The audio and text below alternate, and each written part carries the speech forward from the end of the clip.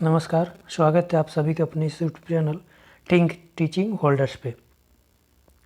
हमने logical reasoning से 2 part पहले ही अपने इस टेलीग्राम एवं यूट्यूब चैनल पे अपलोड कर दिया है। उसको आपने नहीं देखा तो जाकर अवश्य देखें। उससे संबंधित कुछ और भी महत्वपूर्ण बिंदु छूट गए थे, जिसकी हम चर्चा पर चर्चा आज अपने लॉजिकल रीजनिंग के पार्ट 3 में करेंगे। और अभी तक आप हम टेलीग्राम चैनल पे ज्वाइन नहीं किया तो टेलीग्राम चैनल को अवश्य ज्वाइन करें तथा इस क्लास का PDF हमारे टेलीग्राम चैनल पे अपलोड कर दी जाएगी। हमारा टेलीग्राम चैनल का लिंक आपको डिस्क्रिप्शन बॉक्स में दे दिया जाएगा। आइए अब हम बात करते हैं लॉजिकल रीजनिंग के कुछ महत्वपूर्ण बिंदुओं को जो आपके पेपर में पूछे जाते हैं। पहले तो आपको 2 प्रीमाइस या 3 प्रीमाइस दी जाती हैं, जिसके आधार पर आपको कंक्लूजन यानी निष्कर्ष निकालना होता है। तो प्रीमाइस, कंक्लूजन और जो तीनों मिलकर यानी PPC प्रीमाइस कंक्लूजन मिलकर आर्ग्यूमेंट बनता है, उसकी हम कुछ कैरेक्टरिस्टिक को चर्चा पर चर्चा करेंगे। तो आज देखते हैं उसकी कौन कौन सी विशेषताएँ होती हैं। प्रीमाइस 2 प्रीमाइस होता है, प्रीमाइस फर्स्ट तथा प्रीमाइस सेकंड। यह प्रीमाइस ट्रू तथा फॉल्स हो सकता है। ध्यान रखिएगा, इसका नेचर सत्य तथा असत्य होता है। यह आपके पेपर में कई बार पूछा जा चुका है, 2019 से लेकर 22 तक। तो इसको आप ध्यान में रखिएगा। प्रीमाइस की जो नेचर होता है वह ट्रू तथा फॉल्स होता है, यानी सत्य तथा असत्य होता है। इसे यानी प्रीमाइस को कई और नामों से जानते हैं, जैसे रीजन, कोसेस, प्रोपोजिशन, स्टेटमेंट भी प्रीमाइस को कहा जाता है। प्रीमाइस यानी reason, causes, proposition, statement premise के ही अलग अलग नाम है। इसको हमेशा सही मानकर चला जाता है, यानी इसको हमेशा आपको सत्य मानकर चलना होता है। आपको हमने पहले भी एक लेक्चर में बताया कि वह वास्तविक जीवन में सत्य हो या न हो, लेकिन जो प्रीमाइस यानी जो भी स्टेटमेंट आपके सामने दिए गए हैं उसी को आपको सत्य मान के चलना है, न कि इसमें आपको अपना दिमाग लगाने की आवश्यकता है। तो ये हो गया प्रीमाइस के कुछ नेचर। अब हम कंक्लूजन यानी क्लेम के कुछ नेचरों को देखने की कोशिश करेंगे। यह भी 2 प्रकार का होता है, ट्रू तथा फॉल्स। 2 प्रकार का नहीं, इसका जो नेचर होता है वह 2 तरह के होता है, सत्य तथा असत्य। इसमें कुछ भी मानकर नहीं चलना होता है, यानी क्लेम तथा कंक्लूजन में यानी निष्कर्ष का नेचर भी ट्रू फॉल्स तो होता है, यानी सत्य असत्य तो होता है, लेकिन इसमें आप पहले से कुछ भी मानकर नहीं चलते हैं। तो इसमें होता क्या है? तो होता यह है कि कंक्लूजन प्रीमाइस के बेस पे ही निकाला जाता है, यानी आपका जो भी निष्कर्ष होगा वह आपके प्रीमाइस यानी कंक्लूजन प्रीमाइस पे ही कंक्लूजन को निकालना होता है। तो इसको आप सब ध्यान रखिएगा। आगे हम आर्ग्यूमेंट के नेचर की बात करेंगे।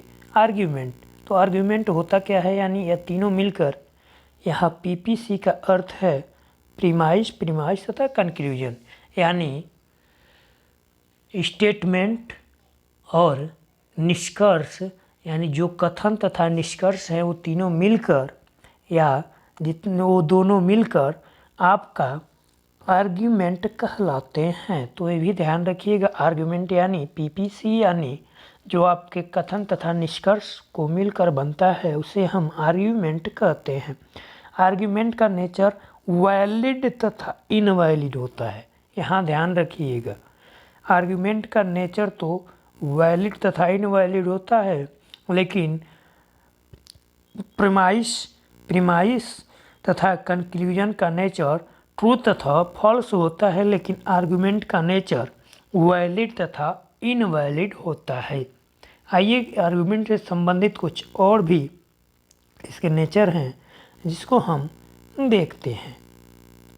तो यहाँ आपके सामने स्लाइड प्रस्तुत है, अगर आप चाहें तो इसको अपने नोट्स बुक में नोट भी कर सकते हैं। यहाँ आर्ग्यूमेंट हमने तो पहले बताया आपको दो प्रकार का होता है, डिडक्टिव तथा इंडक्टिव। यानी आर्ग्यूमेंट के नेचर वैलिड तथा इनवैलिड होते हैं। उसी के आधार पर इन आर्ग्यूमेंट को दो प्रकार बांटा गया, जिसमें डिडक्टिव तथा इंडक्टिव। डिडक्टिव तथा इंडक्टिव यानी निगमन तथा आगमन विधि क्या होती है, यह थोड़ा सा आपको जान लेना आवश्यक होगा।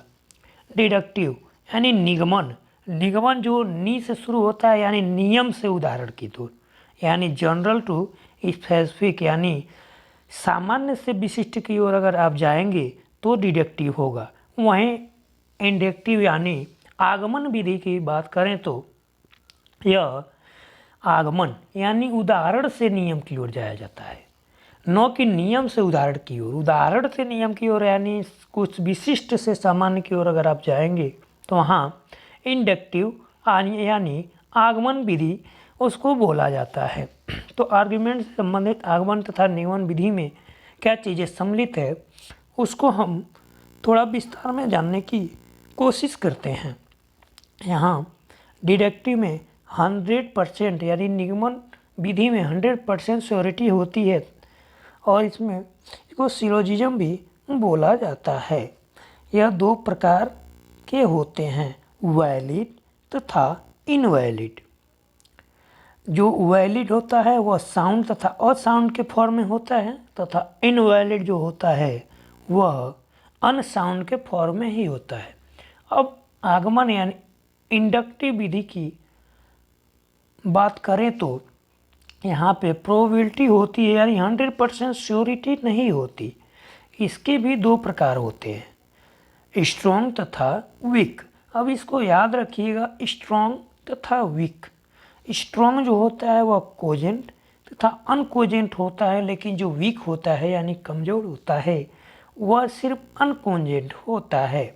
इसको हम कुछ कॉम्बिनेशन द्वारा आपको समझाने की कोशिश किए हैं, तो इसको ध्यान में रखिएगा। यानी जो डिडक्टिव में वैलिड होगा वही इंडक्टिव में स्ट्रॉन्ग होगा, तथा जो डिडक्टिव में इनवैलिड होगा वही इंडक्टिव में वीक होगा।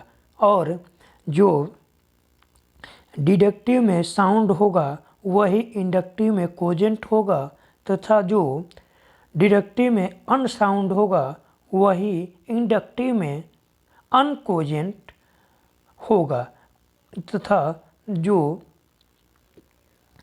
अनसाउंड होगा वही अनकोजेंट होगा। तो इसको आप ध्यान रखिएगा।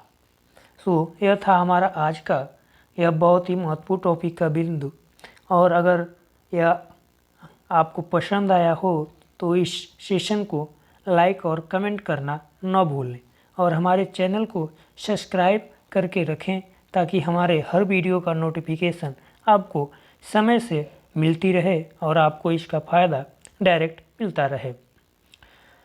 तो इससे संबंधित अगर आपको किसी भी प्रकार का प्रश्न है तो आप हमसे कमेंट बॉक्स में पूछ सकते हैं। मिलते हैं नेक्स्ट वीडियो में, तब तक के लिए धन्यवाद।